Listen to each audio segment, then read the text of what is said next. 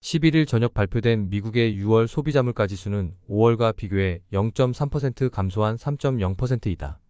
CPI 상승률이 2022년 6월 9.1%로 정점을 찍은 뒤 지난해 6월 이후 3%대의 하락을 유지하고 있다. 하락폭의 확대 속에 상승률의 둔화세를 이어가자 미연준의 9월 금리 인하 가능성이 한층 더 높아진다.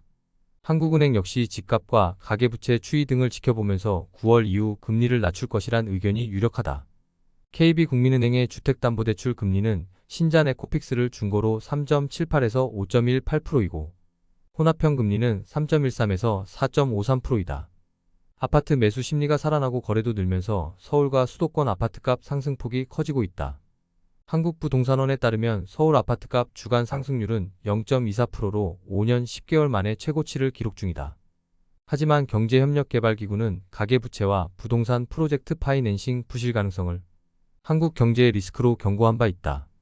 6월 말 기준 전세자금 대출을 포함한 주택담보대출은 876조 원이고 신용대출 등 기타 대출이 237조 원으로 총 가계대출 잔액은 1113조 원에 달한다. 한 달에 대략 6조 원씩 증가하니 1년이면 대략 72조 원이나 된다. 부동산 프로젝트 파이낸싱은 선분양으로 수금한 분양자의 자금과 건설사의 신용으로 시행사가 사업비를 충당하는 한국만의 독특한 제도이다. 시행사의 부동산 PF 평균 자기자본 비중이 외국의 30에서 40%와 달리 고작 3.2%이기에 경기 침체로 대출 부실화가 발생할 경우 큰 문제가 될 수 있다.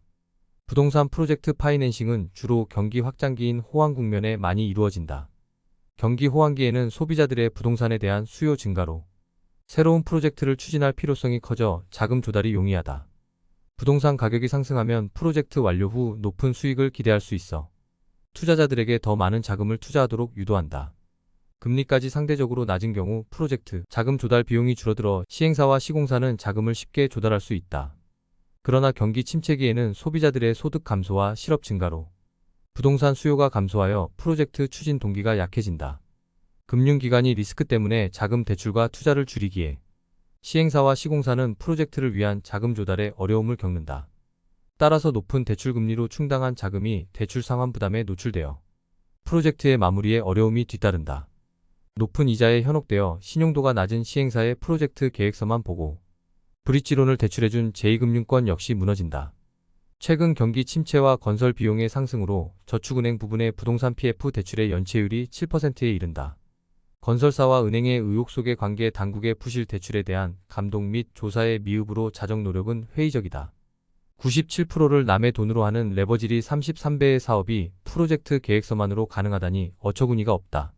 내수시장의 위축과 수출시장의 성장 동력 약화로 부동산 인플레이션이 만든 불패 신화가 또 다시 재현될 가능성은 희박하다. 다행히 가계대출의 연체율이 0.26%의 수준이기에 공급량만 해소되면 서울과 수도권의 부동산 문제는 어느 정도 해소된다. 하지만 누적된 환율과 재정정책의 실패, 복지정책, 공기업의 부채로 정부의 재정 능력까지 미약해 코리아오는 2034년에야 겨울의 터널에서 나온다.